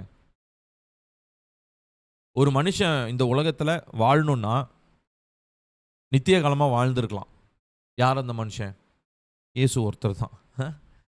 ஏன்னா இயேசு ஒருத்தர் தான் ஆண் பெண் உறவில் பிறக்காம பரிசுத்த ஆவியானவரால் கர்ப்பம் தரிக்கப்பட்டு பிறந்தவர் இல்லையா? மற்றபடி மேன் அண்ட் உமன் அந்த இணைப்பில் பிறந்தவங்க எல்லாருக்குள்ளேயும் என்ன வந்துருச்சு? பாவம் வந்துருச்சு. So we cannot live eternal life. அதாவது இந்த we can live eternal life. நம்ம நித்திய வாழ்க்கையை வாழ முடியும். ஆனால் இந்த மாம்ச சரீரத்தில் நித்திய வாழ்க்கையை வாழ முடியாது. ஆனால் அந்த மாம்ச சரீரத்தில் ஒருத்தர் வாழக்கூடிய தகுதி உள்ளவராக ஒருத்தர் வந்தார். அவர் நினச்சிருந்தா அவர் என்ன பண்ணியிருக்கலாம்? அவர் இந்த பூமியிலேயே இப்போ வரைக்கும் கூட இருந்திருக்கலாம். 2025 வருஷம் வரைக்கும் கூட அவர் இருந்திருக்கலாம். ஆனால் அவர் அது செய்யலை. ஏன்னா எதுக்காக வந்தார்? அவர் சும்மா இங்கே ஜாலியாக இருக்கிறதுக்காக வரல. நித்திய வாழ்க்கை என்னால் வாழ முடியும்னு காண்பிக்கிறதுக்காகவும் வரல. நமக்காக பலியாகும்படியாக அவர் வந்தார். அதனால தான் அவரை பற்றி சொல்லும்போது, அவர் உலக தோற்றத்துக்கு முன்னமே அடிக்கப்பட்ட தேவ ஆட்டுக்குட்டி. இந்த உலக தோற்றத்துக்கு முன்னமே அடிக்கப்பட்ட தேவாட்டுக்குட்டின்றது அந்த கான்செப்டே ஒரு பெரிய ஒரு காரியம். உலக தோற்றத்துக்கு முன்னாடி எப்படிங்க ஒருத்தர் அடிக்கப்பட முடியும்? அது ரொம்ப அது ஒரு டிஃப்ரெண்ட்டான டாபிக்கு, ரொம்ப ஆழமான ஒரு விஷயம். அதை பற்றி வேறு டீச்சிங்ஸில் வருகிற நாட்டில் நம்ம அதை பற்றி லேர்ன் பண்ணலாம். ஆனால் இந்த ஆண்டவராகிய இயேசு கிறிஸ்து மரணத்தை எதனால் அவர் உத்தரிச்சார்? எதற்காக அவர் அதை அனுபவிச்சார்னா நமக்காக, உங்களுக்காக, எனக்காக. அப்போ அவர் நினச்சிருந்தா அவர் எப்படி இருந்திருக்கலாம்? நித்திய காலமாக இருந்திருக்கலாம். ஆனால் அவர் என்ன பண்ணல? அவர் இல்லை. அவர் என்ன பண்ணுறாரு? தன்னுடைய ஜீவனை பலியாக ஒப்பு கொடுக்கிறார். ஏசப்பாவே சொல்கிறாரு, யாரும் என்னிடத்திலிருந்து என் ஜீவனை பறிக்கலை, நானே என் ஜீவனை என்ன பண்ணுறேன்? ஆடுகளுக்காக நல்ல மெய்ப்பன் தன்னுடைய ஜீவனை தருகிறான். ஸோ அப்போ அவரே வில்ஃபுல்லாக அவருடைய உயிரை கொடுக்குறார். அவர் இருந்திருந்தார்னா இன்ன வரைக்கும் உயிரோடு இருந்திருப்பார். ஏன்னா அவருடைய சரீரத்தில் என்ன இல்லாமல் பிறந்தார்? பாவம் இல்லாமல் பிறந்தார். அதனால மரணம் என்பது அவரை ஒரு நாள் என்ன பண்ணியிருக்க முடியாது. லைக் நேச்சுரல் டெத்துன்றது ஒரு நாள் அவரை தொட்டிருக்க முடியாது. இப்போ எப்படிப்பட்ட டெத் அதனால் அவருக்கு வந்துச்சு? ஆமாம், அதாவது பிசாசு பயன்படுத்தின மனிதர்களினாலே, யார்? பிலாத்து, சேவர்கள், போர் சேவர்கள், இவர்கள் மூலமாக ஒரு மரணம் அவருடைய சரீரத்துக்குள்ளே வந்துச்சு. பட் ஆனாலும் மரணம் அவரை கட்டி காக்க முடியவில்லை. கல்லறை அவரை அடைத்து வைக்க முடியவில்லை. அவர் ஜெய கிறிஸ்துவாய் 3ஆம் நாளிலே அவர் உயிரோடு எழுந்து வந்தார். சரி, இப்போ இது நமக்கு புரிஞ்சிருக்கும்னு நினைக்கிறேன். ஸோ பாவத்துக்கான பரிகாரமாக ஆண்டவராகிய இயேசு கிறிஸ்து இந்த பூமிக்கு வந்தார். இன்ஃபேக்ட் அவர் ஒருத்தரால் மாத்திரம்தான் பாவத்தினுடைய பரிகாரத்தை செய்திருக்க முடியும். வேற எந்த பலியோ, வேற எந்த குற்றமற்ற பலியோ நமக்காக அந்த பரிகாரத்தை செய்திருக்க முடியாது. என்று சொன்னால் அவர் ஒருத்தர் தான் பாவம் இல்லாமல் பிறந்த பரிசுத்த தேவனாக இருக்கிறார். சரிங்களா? ஸோ அவர் பாவம் இல்லாதவராக இருந்ததுனாலே பாவியாகிய நமக்காக அவர் பலியானார், பரிகாரமானார். ஸோ இப்போ 3 பார்த்தோம். முதலாவது மாம்ச சரீரம் பார்த்தோம். அடுத்ததா மரண சரீரம்னு சொல்லி பார்த்தோம். அடுத்தது பாவ சரீரம்னு பார்த்தோம். அடுத்ததா பாடி ஆஃப் ஹியூமிலியேஷன் என்னன்றதை பார்க்கலாம். ஹியூமிலியேஷன் என்ன அர்த்தம் அப்படின்னா, எனக்கு பிடிக்கல, அதாவது எனக்கு ரொம்ப வெக்கமாக இருக்குது, அவமானமாக இருக்குது. எக்ஸாக்டான வேர்டு வந்து அவமானம். அவமானமான ஒரு சரீரம். என்ன அர்த்தத்தில் இதை நான் சொல்கிறேன் அப்படின்னா, ஆல்மோஸ்ட் கிட்டத்தட்ட 99.9% மக்கள் இன்னைக்கு தங்களுடைய சரீரத்தை குறித்து எப்படிப்பட்ட எண்ணத்தோடு இருக்கிறாங்க தெரியுங்களா? எனக்கு வந்து ஒரு ஆரோக்கியமான சரீரமே இல்லை, இல்லைன்னா எப்படி நினைப்பாங்க, நான் இப்படி இருந்திருக்கலாம், கொஞ்சம் ஹைட்டு கம்மியாக இருக்கிறவங்க நல்லா ஹைட்டாக இருந்திருக்கலாம், கலர் கம்மியாக இருக்கிறவங்க இன்னும் கொஞ்சம் நான் நல்லா வெள்ளையாக பிறந்திருக்கலாம். ஸோ அந்த மாதிரி ஒவ்வொருத்தரும் பார்த்தீங்கன்னா, வெள்ளையாக இருக்கிறவங்க பார்த்தீங்கன்னா ஃபிட்டாக இருக்க மாட்டாங்க. ஸோ இந்த மாதிரி நிறையா அடுக்கிக்கிட்டே போகலாம் ரீசன்ஸ். நம்மளுடைய சரீரத்தில் ஒரு அதிருப்தியை ஏற்படுத்தி கொள்வதற்கு நமக்கு 1008 காரணங்கள் இருக்கும். இப்போ எல்லாம் கரெக்டாக இருந்தால் முடி சரியில்லைன்னுவோம், அதுக்கப்புறம் கண்ணு சரியில்லைன்னுவோம், அதுக்கப்புறம் எனக்கு விரல்லாம் கொஞ்சம் குட்டையாக இருக்குது அப்படின்வோம். ஏதோ ஒரு காரணத்தை மனுஷன் 99.9% மனிதர்கள் தங்களுடைய சரீரத்தினுடைய அந்த அம்சங்கள், அதாவது ஃபீச்சர்ஸ் ஆஃப் அவர் பாடி, அதை குறித்து யாருக்குமே திருப்தியே கிடையாது. இப்போது எல்லாருமே அப்படி தான் இருப்போம் இல்லைங்களா? நான் சொன்ன மாதிரி வெயிட்டு குறைச்சிருக்கலாம், வெயிட்டு ஏற்றிருக்கலாம், ஒல்லியாக இருக்கலாம், குண்டாக இருக்கலாம், குள்ளமாக இருக்கலாம், நெட்டையாக இருக்கலாம். இப்படி நம்ம பல காரியங்களை நம்ம சொல்லி அப்படியே அதுலேயே அப்படியே காலத்தை ஓட்டிடுறோம். அதுக்கப்புறம் ஒரு சிலர் என்ன பண்ணுவோம், அதுக்காக கருப்பாக இருக்கிறோம் வெள்ளையாகணுன்றதுக்கு ஏதாவதெல்லாம் பூசிக்குவோம். அதுக்கப்புறம் குண்டாக இருக்கிறோம் ஒல்லியாகிறதுக்கு போய் என்ன பண்ணுவோம், வெயிட் லாஸ் பண்ணுறதுக்கு டயட் எடுப்பாங்க. அதுக்கப்புறம் எக்ஸசைஸ் பண்ணுவாங்க இல்லையா? இப்போ அதுலேயும் எக்ஸ்ட்ரீம் ஆகிடுச்சு. முடி இல்லைன்னா உடனே என்ன பண்ணுறோம், முடியை போய் நட்டு வச்சுக்கிட்டு வந்துடுறாங்க. ஹேர் பிளான்டிங்லாம் இருக்குது. ஸோ இன்றைக்கி நம்மளுடைய பாடியை வந்து எப்படி வேணாலும் மாற்றிக்கொள்ளுகிறதான ஒரு வசதிக்குள்ளே வந்துட்டோம். It's because we are not happy with our bodies. நம்முடைய சரீரங்களை குறித்து நம்ம யாருக்குமே ஒரு நிறைவோ ஒரு சந்தோஷமோ கிடையாது. ஏன்னா ஆப்வியஸாக ஏதாவது ஒரு ஒரு பகுதியில் மனுஷனுக்கு திடீர்னு ஒரு வியாதி வந்த உடனே என்ன சொல்லுவாங்க, நீங்கள் அதை பண்ணனால தான் காரணம், உங்கள் அப்பா தான் காரணம், உங்கள் அம்மா உங்கள் பாட்டிக்கிட்ட இருந்து வந்துச்சு, உங்கள் தாத்தா கிட்ட இருந்து, ஏதோ ஒன்று சொல்லி நம்ம டாக்டர்ஸோ இல்லை மற்ற மனிதர்களோ சூழ்நிலையோ நம்மளுடைய பாடியை வந்து பார்த்திங்கன்னா அக்செப்டபுளாக ஏற்றுக்கொள்ளுகிற விதத்தில் நம்மளை போர்ட்ரே பண்ணவே முடியாது. ஆனால் பாருங்களேன், இதை அப்படியே மாற்றி தான் தேவனுடைய சமூகத்தில் நம்ம இது பண்ணுறோம். என்னுடைய சரீரத்தை ஜீவ பலியாக நான் ஒப்பு கொடுக்குறேன் அப்படின்னு சொல்லும்போது ஆண்டவர் ஒரு வேளை பார்த்து, நீ குண்டாக இருக்கிற, உன்னையெல்லாம் ஜீவ பலியாக ஏற்றுக்க முடியாது அப்படின்னா எப்படி இருக்கும் யோசிச்சு பாருங்க. நீ வந்து கருப்பாக இருக்கிற, உனக்கு வந்து கை குட்டையாக இருக்குது, உனக்கு கண்ணு சரியில்லை, உனக்கு கண்ணு தெரியல, நீ திக்குவாயி, இந்த மாதிரிலாம் எந்த ஒரு இதுவுமே இல்லை. ஜீவ பலினா அவருக்கு வந்து சரீரத்தை அவர் பொருட்படுத்தவே இல்லை. இன்ஃபேக்ட் பொருட்படுத்தவே இல்லைன்னா ஜீவ பலியை ஏற்றுக்கொள்றதில்ல. அதுக்காக சரீரத்தை பற்றி கவலையே இல்லாமல் இருக்கிறாருன்னு நம்ம சொல்ல முடியாது. ஜீவ பலியாய் என்னை நான் அர்ப்பணிக்கிறேன்னு நம்ம சொல்கிறோம் இல்லையா? இப்போ நீங்கள் பழைய ஏற்பாட்டில் எடுத்துக்கோங்க. பலி செலுத்துறதுக்கு ஒரு ரூல் இருக்குது இல்லையா? அதில் வந்து பார்த்தீங்கன்னா பழுதற்ற பலி அப்படின்னு இருக்கு. அப்புறம் அந்த பலியில் அந்த ஆடு மேலே இப்போ ஒரு ஒரு ஒரு வெள்ளை கலர் ஆடுனா அது மேலே கருப்பு புள்ளி கொஞ்சம் கூட இருக்கக்கூடாது. அதுக்கு கண்ணு நல்லா இருக்கணும், கால் நல்லா இருக்கணும், நொண்டியான ஆடு இருக்கக்கூடாது. இந்த மாதிரி பல இது இருக்குது. பெர்ஃபெக்டான ஒரு ஆடை கொண்டு வந்து தான் பலி செலுத்தணும். இப்போ அதே கான்செப்ட்ல ஆண்டவர் இங்க வந்து ஜீவ பலியில நம்மளையும் பெர்ஃபெக்ட்டா நான் வந்து ஆதாம எப்படி டாப் டூ பாட்டம் பெர்ஃபெக்ட்டா நான் உருவாக்குறேனோ, அந்த மாரி நீ வந்தா தான் ஜீவ பலிய ஒப்புக் கொடுக்க முடியும் அப்படின்னா, நம்ம யாருமே சர்ச்சில வந்து இந்த வார்த்தைய சொல்லி ஜெபிக்கவே முடியாது. ஜீவ பலியான சரீரத்த ஒப்புக் கொடுக்கிறேன். ஏன்னா, நம்ம எல்லாருடைய சரீரத்திலுமே குறைவுகள், பலவீனங்கள் இருக்கு. சரி. இப்போ இத வச்சு நம்ம என்ன பேசப் போறோம்? இந்த பாடி ஆஃப் ஹியூமிலியேஷன் அப்படின்றது என்ன அப்படின்றத பார்க்கலாம். இப்போ நம்முடைய சரீரம் தேவன் உருவாக்கின விதத்துல தான் இருக்குதா அப்படின்னா கண்டிப்பா கிடையாது. ஏன்னா என் சரீரத்துல பாவத்தின் வழியா வந்த தாக்கம் இருக்குது. 1. இன்னொன்னு வந்து பார்த்தீங்கன்னா, அந்த எங்க அம்மா, அப்பா மூலமா, பாட்டி, தாத்தா மூலமா பரம்பரையா எனக்கு வர்றதான ஒரு சில ஜெனடிக்கல் டிஃபார்மேஷன். அதாவது பார்த்தீங்கன்னா, பிறவியிலிருந்தே வரும்போதே ஒரு ஒரு ஒரு ஜெனடிக்கல் டிஃபார்மிட்டி இருக்கும். ஜெனடிக்கல் டிஃபார்மிட்டினா பிறக்கும்போது உதாரணத்துக்கு ரொம்ப குட்டையா இருக்காருன்னு வச்சுப்போமே.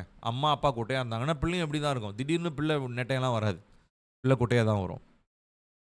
அதே மாரி எல்லாருமே வந்து பார்த்தீங்கன்னா, அவங்க சரீரத்தில என்ன அமைப்பு இருக்குதோ, அதே அமைப்பில தான் பிள்ளைகள் வருவாங்க இல்லைங்களா? ஸோ அது வந்து நம்ம பேரண்ட்ஸ் கிட்டேருந்து நம்மளுடைய பெற்றோரிடத்திலிருந்து நம்ம இன்ஹெரிட் பண்ணிக்கிட்டோம். நம்ம அத சுதந்திரமா நமக்கு அது வந்துருச்சு.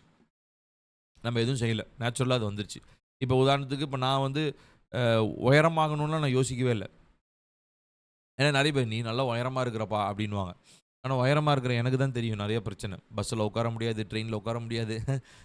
ரொம்ப நேரம் கால கீழ போட்டு உட்கார முடியாது. நெறைய நேரங்கள்ல நெறைய வீடுகளுக்கெல்லாம் போவேன். எனக்கு ரொம்ப அ எனக்கு வந்து ரொம்ப நாள் ஆச்சு அது புரியறதுக்கு. எனக்கு வந்து பார்த்தீங்கன்னா, ஒரு சேர்லயோ, சோஃபாலயோ உட்காந்தேன்னா, நான் ஒரு கால் மடக்கி தான் உட்காரணும். ஏன்னா 2 காலையும் நீ கீழ போட்டு உட்காந்தேன்னா, ஒரு 10 நிமிஷத்துக்கு மேல கால் வந்து அப்படியே மறுத்துரும் எனக்கு. அதனால நான் என்ன பண்ணுவேன்னா, ஒரு சில இடங்கள்ல கால் மேல கால் போட்டு உட்காருவேன். நெறைய இடங்கள்ல என்னைய ஒரு மாரியா பார்ப்பாங்க. "என்னட்றா அவன் கால் மேல கால் போட்டு உட்காந்துட்டு இருக்கிறான் வீட்ல" அப்படின்னு. நெறைய நேரங்கள்ல மே சர்ச்லயே கூட கால மடக்கி உட்காந்துருப்பேன். அதே மாரி சரி கால மடக்கி உட்காரலான்னு சொல்லி தரையில உட்காந்தா, கால் மரத்து போயிடும். எந்திரிக்க முடியாது. 2 காலும் மரத்துரும். ஸோ நெறைய பேர் என் ஃப்ரெண்ட்ஸ் நெறைய பேர் சொல்லுவாங்க, "நீ என்னடா நீ நல்லா உயரமா இருக்கிற. நான் தான் குட்டையா இருக்கேன்." என் ஃப்ரெண்ட் ஒருத்தன் இருந்தான். அவன் எப்ப பார்த்தாலும் என் ஹைட்ட கம்பேர் பண்ணி சொல்லிட்டு இருப்பான். அவன் கொஞ்சம் குள்ளமா இருப்பான். அவன் சொல்லுவான், "உனக்கு என்னப்பா நீ நல்லா உயரமா இருக்கிற" அப்படின்னுவான். ஸோ எனக்கு தான் தெரியும் அதனுடைய பிரச்சனைகள். ஸோ குள்ளமா இருக்கிறான் அவனுக்கு தெரியும் அவனுடைய பிரச்சனை. ஸோ இந்த மாரி நம்மளுடைய சரீரத்தில வந்து பார்த்தீங்கன்னா, அதாவது அந்த அமைப்பு, நம்ம சரீரத்தினுடைய அமைப்பு நான் அதுக்காக தான் சொல்ல வரேன். சரீரத்தினுடைய அமைப்பு வந்து பார்த்தீங்கன்னா, இப்படி தான் இருக்கணும் அப்படின்றத வந்து கர்த்தர் உருவாக்கின விதமாவே இல்ல. இப்ப ஆதாம வந்து ஆண்டவர் எப்படி உருவாக்கியிருப்பாரு? அவன 6 அடி உயரம், இவ்வளவு வெயிட்டு அப்படிலாம் கால்குலேட் பண்ணிலாம் அவர் பண்ணல. But he was a very perfect man. அவன் சரீரம் வந்து ஆரோக்கியமானதா தான் இருந்திருக்கு. ஆனா எவ்வளோ உயரமா இருந்தான், எவ்வளோ வெயிட் இருந்தான், அவன் உருவாக்கப்படும்போது எவ்வளோ வெயிட்ல இருந்தான், அவனுடைய உறுப்புகள்லாம் எப்படி இருந்தது, அந்த ஆராய்ச்சிலாம் நம்ம பண்ண முடியாது. ஆனா நம்மளுடைய புரிதல் என்னன்னா, அவன் 100% ஒரு பெர்ஃபெக்ட் மேன். அதே மாரி ஏவாளும் படைக்கப்படும் பொழுது ஒரு பெர்ஃபெக்ட்டான வுமன். அதாவது மேபி ஒரு வாலிப வயதில இருக்கக்கூடிய வயசுல உருவாக்கியிருப்பார்ன்னு நெனைக்கிறேன். ஏன்னா, அவங்க அதுக்கப்புறம் இம்மீடியட்டா அவங்க குழந்தைய உருவாக்கல. அவங்கள ஒரு அடல்ட்ஹுட்ல உருவாக்குறாரு.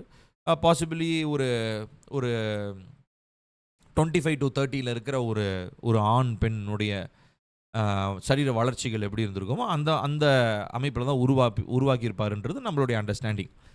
ஆனா, நெறைய நேரங்கள்ல அது எனக்கு தெரிஞ்சு அது மாத்திரம் தான் பெர்ஃபெக்ட்டான ஒரு பாடியா இருந்திருக்கும்னு நெனைக்கிறேன். அதுக்கப்புறம் வந்த எல்லா பாடியுமே வித்தியாசமா இருந்திருக்கும். ஏன்னா, மரணம் உள்ள வந்துருச்சு. பாவம் உள்ள வந்துருச்சு. பாவம் உள்ள வந்ததுனால, கண்டிப்பா பாவத்தினுடைய விளைவு it is not just affecting our spiritual beings, it is also affecting our physical beings. பாவத்தினுடைய தாக்கம் வெறுமனே நம்முடைய சரீரத்தினுடைய நிலையை மாத்திரம் அது பாதிக்கிறதில்ல.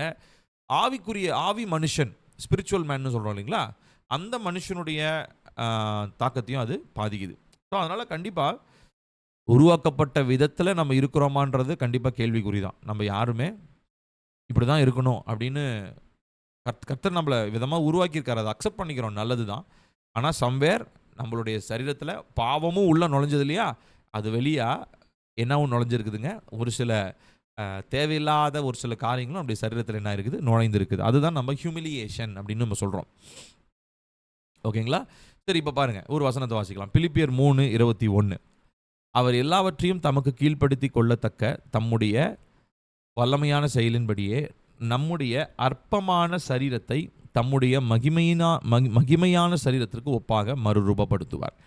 இங்கே ரெட்டில் நான் போட்டிருக்கேன். அது என்னதுங்க? நம்முடைய அற்பமான சரீரம். இதை ஆங்கிலத்தில் நான் வாசிக்கிறேன் பாருங்க. பிலிப்பியர் 3:21.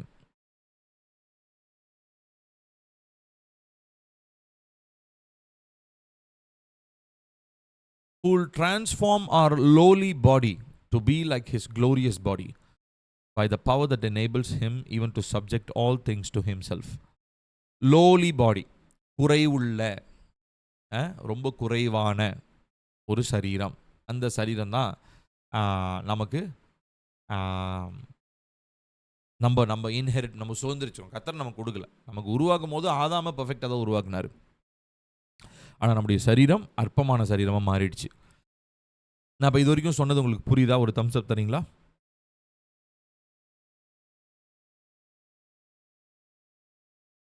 Hello, yes, thank you. சரி, பிரைஸ் லார்ட். ஓகே, ஸோ நான் இது வரைக்கும் சொன்னது உங்களுக்கு புரிஞ்சிருக்கும்னு நினைக்கிறேன். ஸோ புரியலன்னா தயவு செஞ்சு எனக்கு வாட்ஸ்அப்பில் கூட நீங்கள் கேட்கலாம்.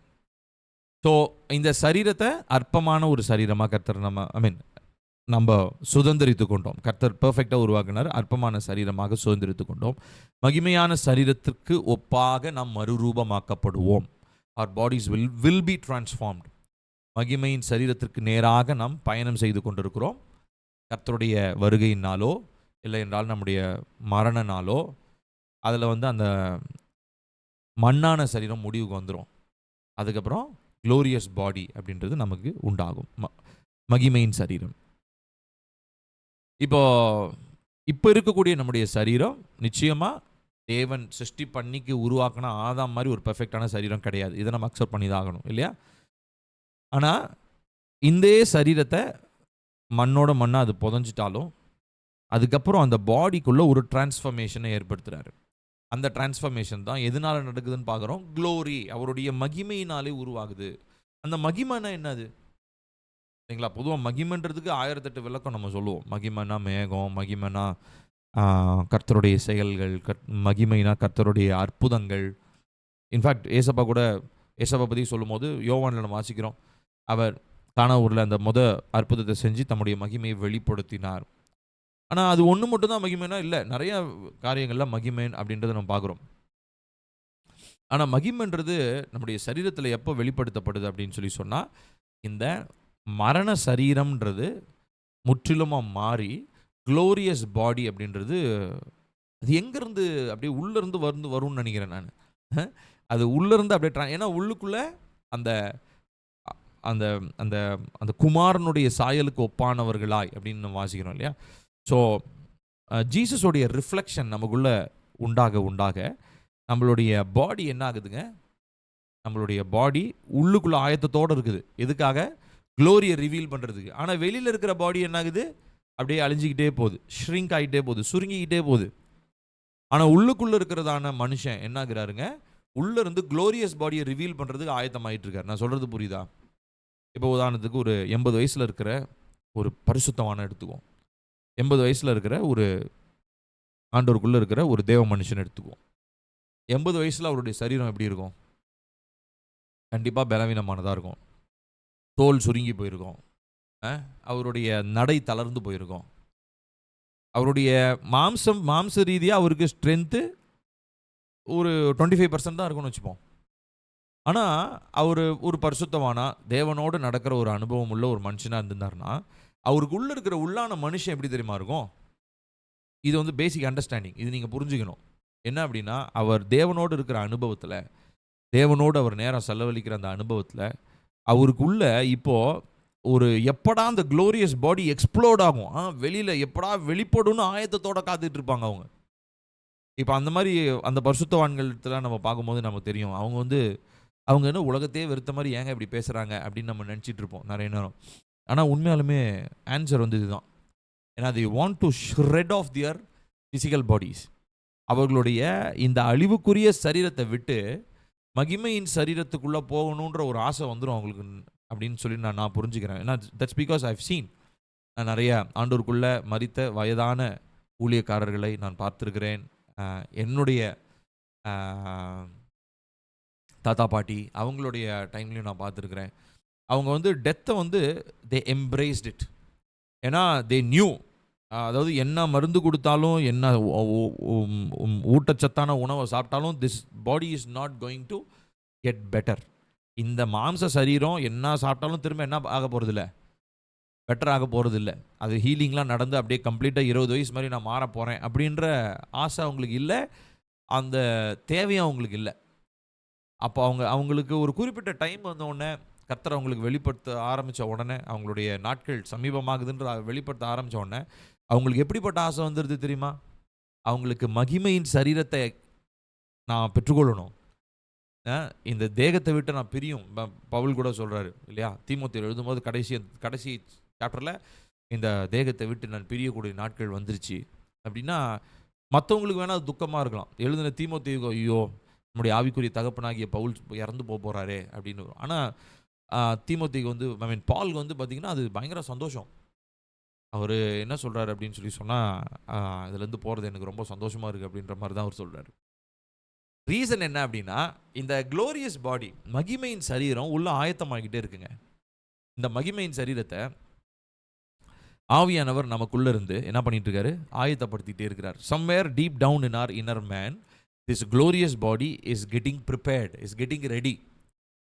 அது ஒன்று அவனுடைய வருகையோ இல்லை என்றால் நம்முடைய மரண நாளோ எது வருதோ அன்னைக்கு இந்த க்ளோரியஸ் பாடி ரிவீல் ஆகும்.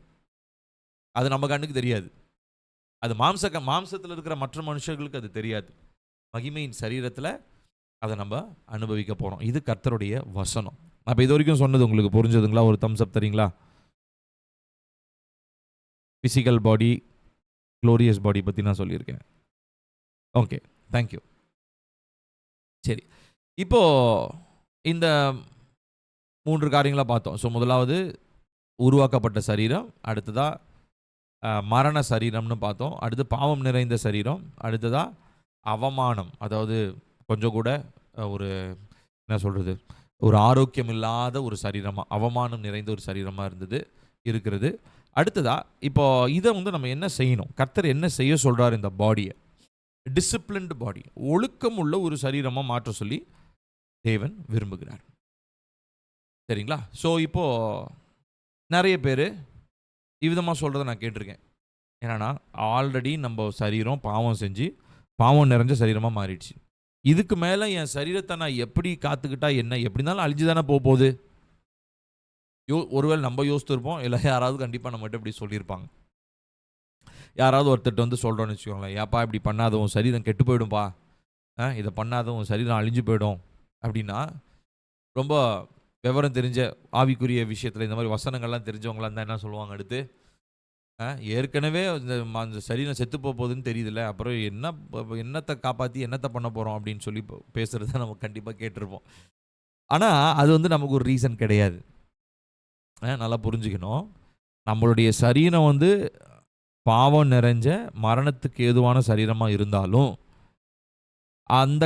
அதை காரணமாக வச்சுக்கிட்டு நம்ம எப்படி வேணால் நம்ம சரீரத்தை வச்சுக்கலாம், சரீரத்தை எப்படி வேணால் நம்ம அப்யூஸ் பண்ணலாம், நம்ம இஷ்டத்துக்கு நம்மளுடைய சரீரத்தை பயன்படுத்தலாம் அப்படின்றது ஒரு சாக்கு போக்காக மாற முடியாது. ஒன்றுக்கு நம்ம எல்லாருக்கும் தெரிஞ்ச வசனம், 1 கொரிந்தியர் 6வது அதிகாரம் 19வது வசனம், உங்கள் சரீரமானது நீங்கள் தேவனாலே பெற்றும் உங்களில் தங்கியும் இருக்கிற பரிசுத்த ஆவியினுடைய ஆலயமாயிருக்கிறதென்றும் நீங்கள் உங்களுடையவர்கள் அல்லவென்றும் அறியீர்களா. இங்க வாசிக்கிறோம், பரிசுத்த ஆவியினுடைய ஆலயமாய் நாம் இருக்கிறோம். We are the temple of the Holy Spirit. பரிசுத்த ஆவியினுடைய ஆலயமாய் நாம் இருக்கிறோம்.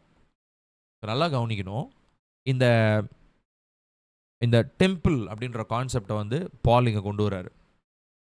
ஏன்னா வேற எதையுமே வந்து நீங்கள் காட்லி நேச்சரோடு கூட நீங்கள், அதாவது தெய்வீக தன்மையோடு கூட வேற எந்த ஒரு இடத்தையோ பொருளையோ நம்ம ஒப்பிடவே முடியாது அதர் தென் டெம்பிள்.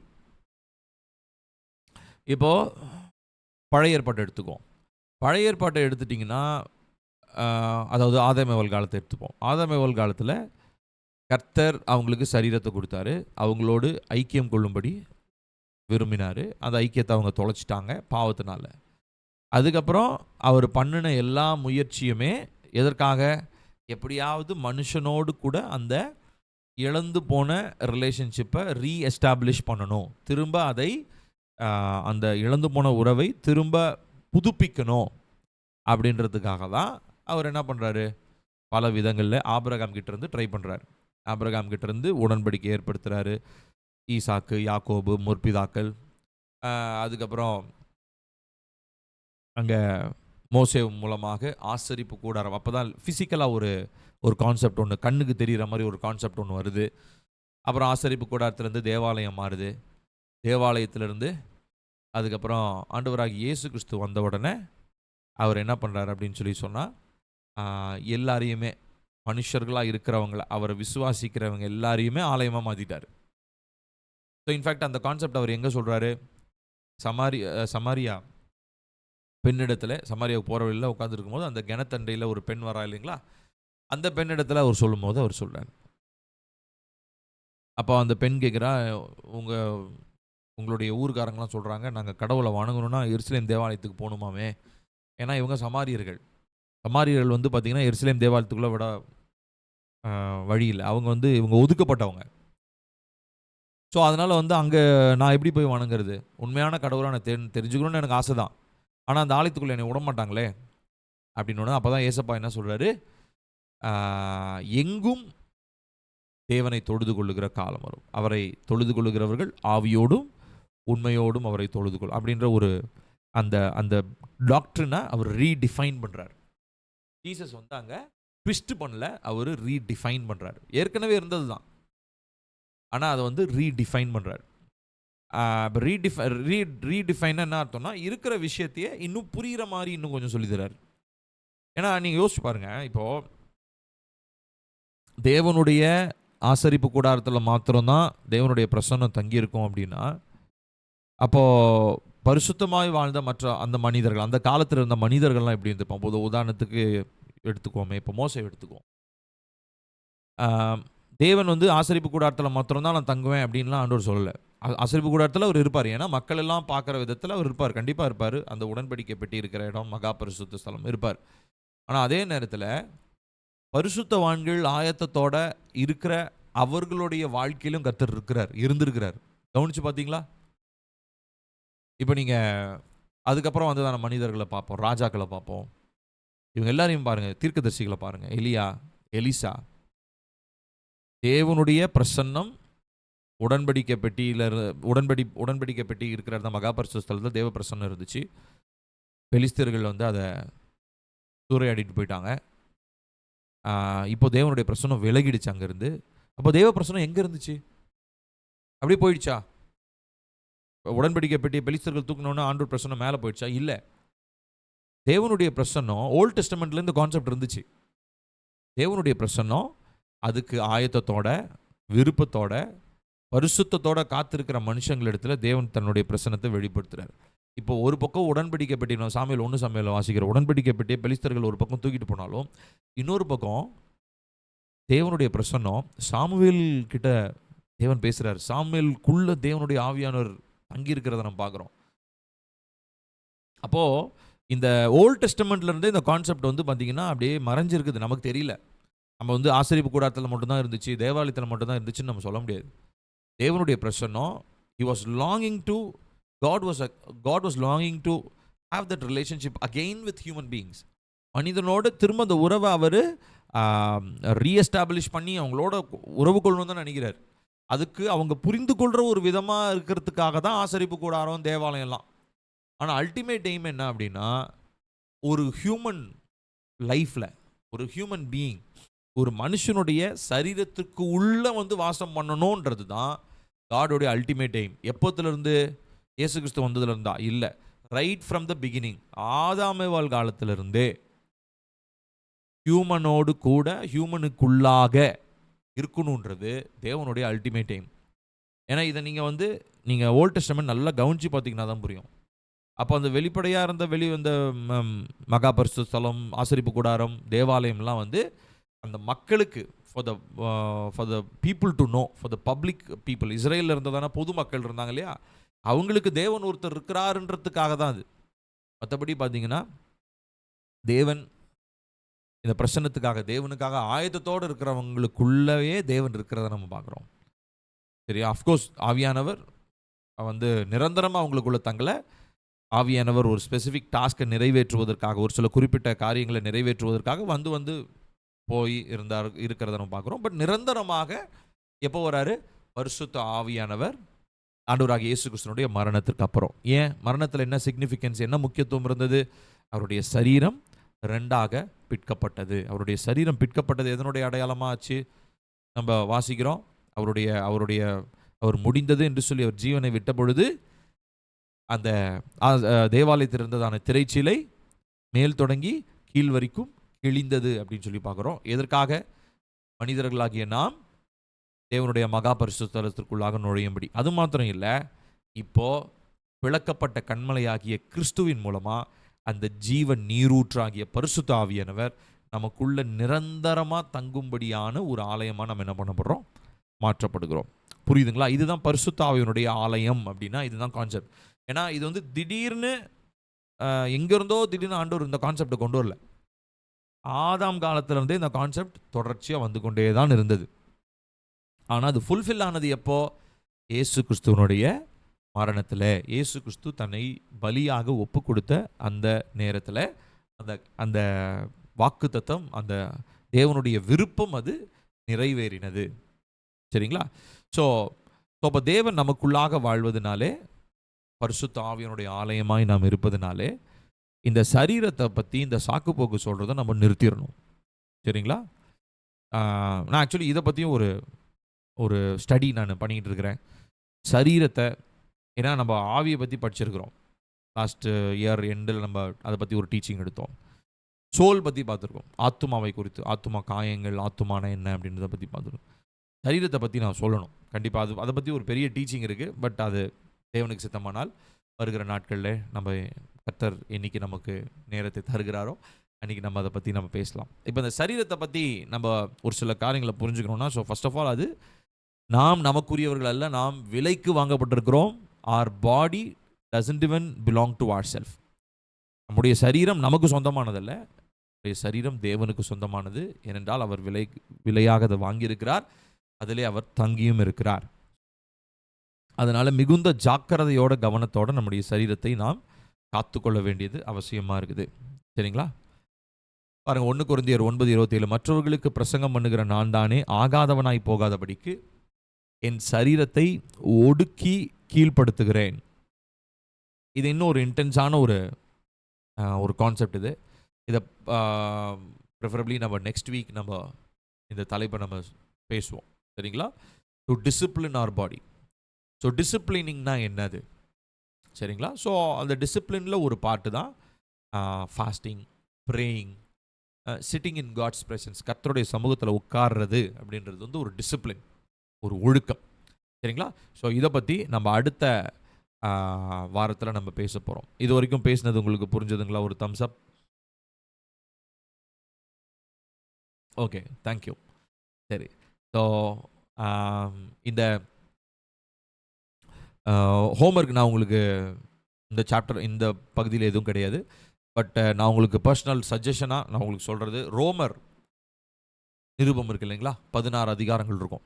ரோமரில் இருக்கிற 16 அதிகாரங்களும் ஒரு முறை நாளும் தயவு செஞ்சு வாசிச்சுட்டு வாங்க. நெக்ஸ்ட் வீக் பைபிள் ஸ்டடிக்கு வர்றதுக்கு முன்னாடி ரோமர் 1லேருந்து 16 அதிகாரங்கள் வரைக்கும் ஒரு முறைனாச்சும் நிறுத்தி நிதானமாக வாசிச்சுட்டு வாங்க. ஒரு சிலது புரியும், ஒரு சிலர் புரியாமல் இருக்கும், பரவாயில்ல. ஏன்னா ரோமரில் நிறைய காரியங்களில் இந்த சரீரம், பாவம் எப்படி மேற்கொள்கிறது, சரீரத்தை எப்படி நம்ம கீழ்ப்படுத்தணும், இப்படி அநேக காரியங்கள் அப்போஸ்தலனாகிய பவுல் பேசியிருக்காங்க.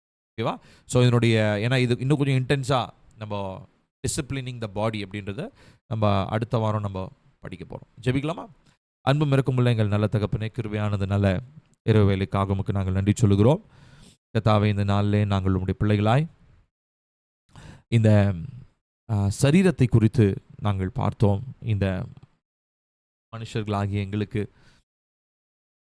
அழிவில்லாத ஒரு சரீரமாக இருக்க தான் நீங்கள் உருவாக்கினீங்க. ஆனால் பாவம் உள்ள நுழைந்ததுனாலே மரணம் என்பது அதோடையே வந்துருச்சு.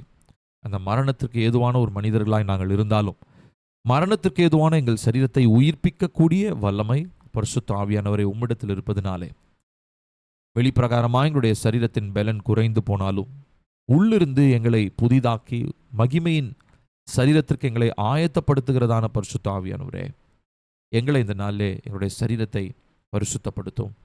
எங்களுடைய சரீரத்தை குறித்து நாங்கள் எந்த விதமான குறைவுகளோடு அந்த அந்த புலம்பலை பேசுகிறவங்களா இல்லாமல், எங்களுக்கு நீர் கொடுத்திருக்க நல்ல சரீரத்திற்காக தேவனுக்கு நன்றி சொல்லி, அந்த சரீரத்தை இன்னும் ஆரோக்கியமாக காத்துக்கொள்வதற்காக நாங்கள் ஒரு தீர்மானம் எடுத்து, தேவனுடைய ஆவியானவர் எங்களுக்குள் தங்கியிருக்கிறீர் என்பதை உணர்ந்து நாங்கள் பரிசுத்தத்தோடு இன்னும் அதிகமாய் தேவனுடைய சமூகத்தில் கிட்டிச் சேர எங்களுக்கு உதவி செய்யும். இந்த நாட்களில் நீர் எங்களோடு பேசி கொண்டிருக்கிற உங்களுடைய கிருபைக்காக நன்றி. தொடர்ந்து இந்த ரோமர் நிருபத்தை உம்முடைய பிள்ளைகள் வாசிக்கும் பொழுது அதில் மறைந்திருக்கிறதான உம்முடைய வார்த்தையின் வெளிப்பாடுகளை, ரகசியங்களை ஆவியானவர் உம்முடைய பிள்ளைகளுக்கு கற்றுத்தருவீராக. இந்த நாளில் நீர் எங்களோடு பேசினதற்காக ஸ்தோத்திரம். தடையில்லாமல் நாங்கள் அடுத்த வாரத்திலும் நாங்கள் சந்தித்து இதே போலவே இந்த வசனத்தினுடைய ஆழங்களை நாங்கள் தியானிக்க கர்த்தர் எங்களுக்கு உதவி செய்யும். துதி கனமகிமையெல்லாம் நாங்கள் உமக்கே செலுத்துகிறோம். இயேசுவின் நாமத்தில் கேட்கிறோம் எங்கள் ஜீவனுள்ள நல்ல தகப்பனே. ஆமேன், ஆமேன். ஸோ நெக்ஸ்ட் வீக் அவங்கள சந்திக்கிறேன். ஷார்ப்பாக 7க்கு வந்துடுங்க. ஷார்ப்பாக 8க்கு நம்ம முடிச்சிருவோம். அது வரைக்கும் தேவனுடைய கிருபை உங்களை காத்துக்கொள்வதாக. God bless you. Good night.